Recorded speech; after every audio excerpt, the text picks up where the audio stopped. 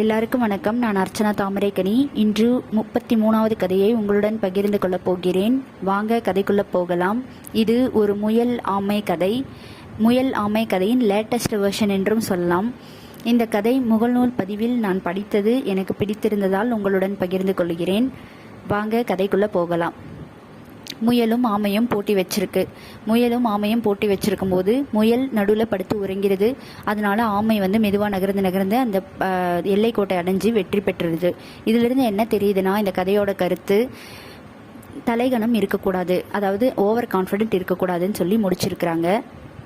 இதோட மட்டும் இந்த கதை நிறுத்தாம மீண்டும் அந்த முயல் இருக்கு இல்லையா, அது முயற்சிக்குது.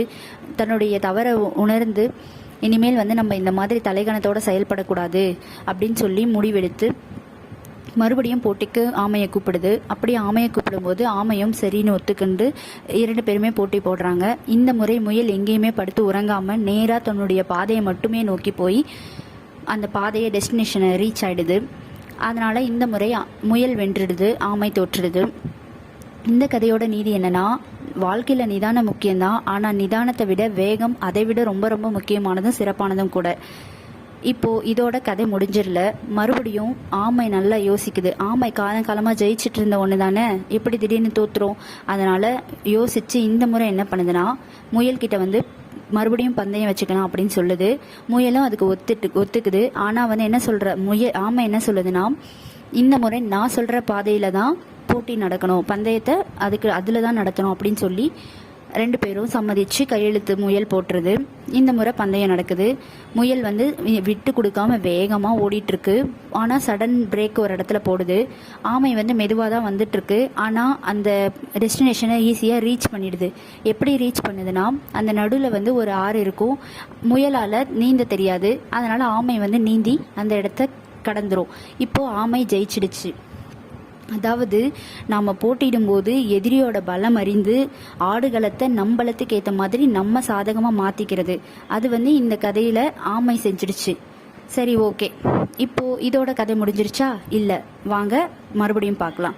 இப்போது ரெண்டுமே நீ தோக்குற நான் ஜெயிக்கிறேன், நான் தோக்குறேன் நீ ஜெயிக்கிறேன்னு சொல்லிட்டு இருக்கிறோம். இப்போ நம்ம 2 பேருமே ஒன்று சேர்ந்துடலாம் அப்படின்னு சொல்லி மீண்டும் ஒரு போட்டியை ஆரம்பிக்கிறாங்க. இது போட்டின்னு கிடையாது, ஒரு ஹெல்தி காம்படிஷன் வச்சுக்கோங்களேன். இப்போ போட்டி தொடருது.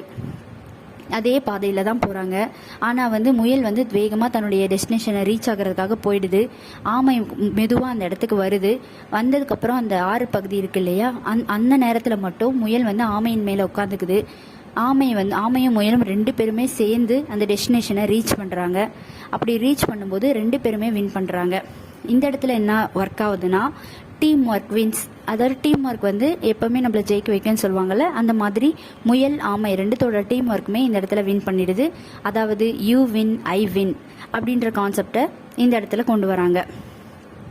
இப்போது முயலும் வென்றுருச்சு, ஆமையும் வென்றுருச்சு. எதனாலனா டீம் ஒர்க்கால் வென்றுருச்சு.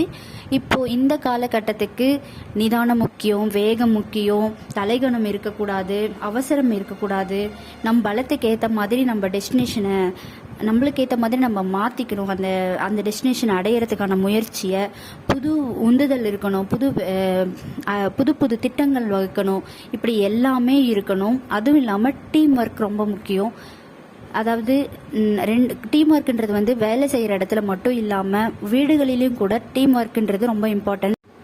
முயன்று தோற்றால் அனுபவம், முயலாமல் தோற்றால் அவமானம். வெற்றி நிலையல்ல, தோல்வி முடிவல்ல. முயற்சியை பொறுத்து வெற்றி தோல்வி அமையும். நன்றி.